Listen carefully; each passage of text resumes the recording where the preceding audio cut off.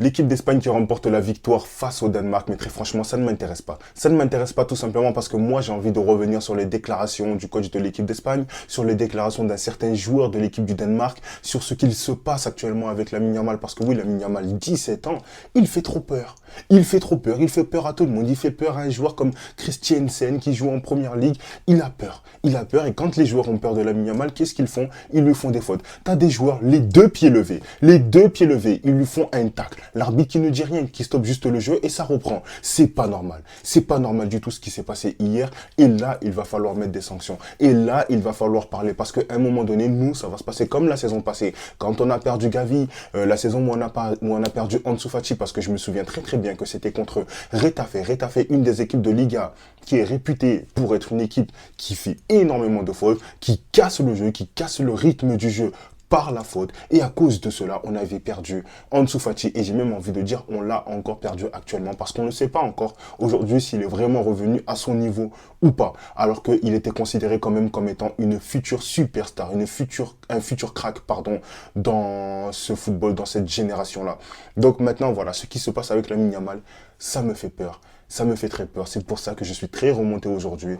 Donc, avant d'aller plus loin, bienvenue à tous. J'espère que vous allez bien. Restez bien branchés jusqu'à la fin de la vidéo et n'hésitez surtout pas à réagir dans les commentaires parce que tous les commentaires sont bons tant que c'est dans le respect. Christiansen. Christiansen, à ne pas confondre avec Christensen du FC Barcelone. Évidemment, les deux jouent pour le Danemark. Mais Christiansen, qu'est-ce qu'il déclare à la fin du match? C'était comme dire, hé, je n'ai pas peur de toi. T'as pas peur d'un gamin de 17 ans et t'es fier de toi. T'es fier de toi, super.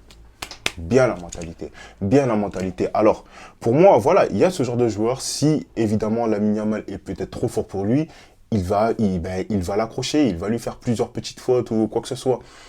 Maintenant, déjà, ça dénature le football, mais c'est son style de jeu. Moi, je l'accepte. Je l'accepte. Et c'est à ce moment-là que pour moi, l'arbitrage doit entrer en jeu. Mais ce qui m'énerve dans cette déclaration, c'est que ça laisse la porte ouverte à encore plus d'actions de ce genre-là. Qu'il y ait plus d'actions de ce genre-là, c'est pas ce qui va me déranger. Mais ça va être les conséquences. Et les conséquences, ça va être quoi? Lamine Yamal, fin de carrière? Oui, je vais directement à l'extrême. Vous vous imaginez? Lamine Yamal, fin de carrière? Il commence, enfin, j'allais dire, il commence tout juste à exploser. Mais voilà, Lamine Yamal, il a explosé aussi jeune. C'est un joueur qu'il faut protéger. Maintenant, voilà, c'est loin d'être le seul joueur. Il ne faut pas non plus inventer une règle spécifique pour Lamine Yamal.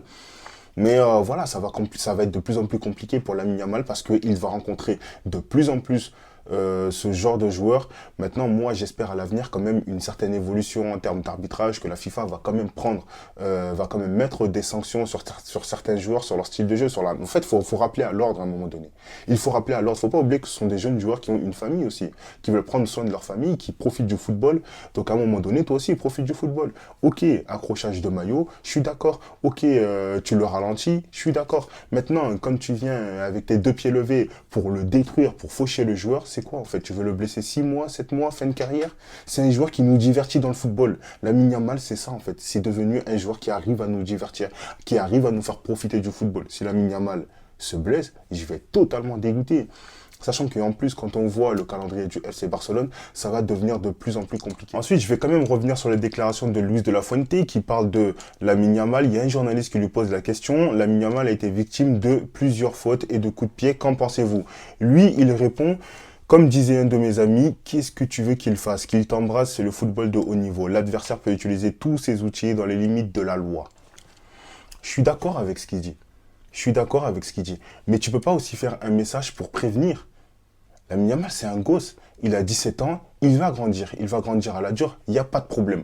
Maintenant, là, pour moi, c'est un message qui encourage aussi les autres joueurs à utiliser tous ces moyens-là pour stopper Lamine Yamal. Ne pas casser le football, en fait. Casser notre divertissement, casser tout ça. C'est compliqué. Donc, je comprends que Luis de la Fuente, par exemple, il veut Lamine Yamal dans son effectif. Mais déjà, voilà, il le fait sortir à la 92e minute. Tu vois que le mec, il est fatigué. Il a envie, il doit sortir. Il doit sortir. Et en fait, je ne vais pas parler spécifiquement que de Lamine Yamal, mais peu importe le joueur. Tu as un joueur qui est mal en point physiquement, qui se fait détruire, le mec qui se fait charcuter, on dirait une merguez au bout d'un moment. C'est bon, sors-le, sors-le. Protège tes joueurs. Protège tes joueurs. Tu es un entraîneur, protège tes joueurs. Parle de l'arbitrage, parle des joueurs, les fautes qu'il a subies. Comment ça? Qu'est-ce qu'il veut? Ça veut dire quoi? Qu'il doit laisser couler, se relever et continuer à jouer? Ben non. Ben non. Moi, je suis désolé, mais c'est pas comme ça, en fait, que ça se passe dans mon esprit. Peut-être que certains ne seront pas d'accord avec moi, et je vous invite très sincèrement à y répondre dans les commentaires. Mais moi, c'est le genre de phrase qui m'énerve. C'est le genre de phrase qui m'énerve, tout simplement parce que quand je pense à la saison du Barça, la saison passée, ça m'a saoulé avec tous les blessures qu'on a eues, tous les joueurs blessés qu'on a eus. J'ai pas envie que ça se reproduise. J'ai envie que Lamine Yamal ait une bonne carrière, comme j'ai envie que Gavi ait une bonne carrière, comme j'ai envie que Pedri ait une bonne carrière, qu'il soit épargné des blessures. Mais malheureusement, peu importe tout ce que tu leur souhaites, il y a des coachs comme ça qui sont là, limite en train de dire que c'est pas si grave que ça, que c'est normal, que c'est le football. Non. À un moment donné, non. Il y a une certaine limite. Il y a une certaine limite. Lui-même le dit, ok, il y a une limite à la loi, mais est-ce que ces limites-là, elles ont été respectées pour toi? Oui ou non? Parce que moi, c'est ça qui m'intéresse au final. Donc voilà, Luis de la Fuente, moi j'aimerais qu'il soit un peu plus protecteur avec ses joueurs, qui disent que oui, ok, nos joueurs ont subi des fautes, l'arbitrage, ouais, ça n'a pas été normal, les joueurs ont été durs avec lui, Lamine Yamal, oui, il va devoir grandir, tout ça, c'est normal. Par contre, voilà, ce genre de fautes, elles doivent être sanctionnées. Au bout d'un moment, il faut quand même rappeler à l'ordre. Et du coup, comme si c'était pas tout, tu as Lamine Yamal qui ressent une gêne à la fin du match. Tiens donc, c'est étonnant. C'est étonnant ça. 92e minute, il sort. Je vois même pas l'utilité du bail parce que 2 minutes après, le match il est fini. Très franchement, très franchement, j'ai l'impression qu'il fait ça tout simplement pour montrer au FC Barcelone que lui aussi il va profiter de Lamine Yamal, qu'il le fait jouer quand il veut et qu'il est décisionnaire de Lamine Yamal. Ça, ok, moi j'ai pas de souci avec ça. Par contre, si tu fais ça juste pour prouver quelque chose, si tu es capable de mettre le joueur mal en point juste pour prouver que tu as de l'ego, mais c'est nul. C'est nul en fait. Ça, c'est pas bon. C'est pas bon. C'est pas bon pour le joueur surtout. Lui, il n'a aucun intérêt à se blesser. Et dans tous les cas, tu le convoques avec l'équipe d'Espagne. Lamine Yamal, c'est un joueur qui, pour 17 ans, est mature. Ça veut dire qu'il va jouer à fond. Il va jouer à fond. Il l'a démontré lors de ce match face au Danemark. Là, j'ai même peur qu'il soit reconduit face à la Serbie. Maintenant, voilà. Moi, je pense qu'il va falloir trouver une solution et rapidement. Maintenant, j'ai confiance en Hansi Flick quand même pour renforcer le joueur physiquement. Oui, c'est vrai qu'il faut rappeler à Lamine Yamal que voilà, c'est le football, que oui, ça va être de plus en plus compliqué à l'avenir parce qu'il y a des joueurs qui vont chercher à le faucher. Mais comment l'instance de la FIFA fait pour protéger ses joueurs? Comment les coachs font pour protéger leurs joueurs? Parce que Luis de la Fuente, moi, j'ai aucune confiance en lui pour protéger ses joueurs. Il ne prend aucune responsabilité dans tous les cas. Parce que pour lui, j'ai l'impression que si un joueur se blesse, eh bien, ce n'est que lui-même le fautif. Donc bon, en tout cas, voilà, c'était une vidéo où je suis désolé, mais je vous le dis clairement, j'ai peut-être pas été objectif parce que là, voilà, j'avais quand même besoin d'extérioriser un peu tout ça.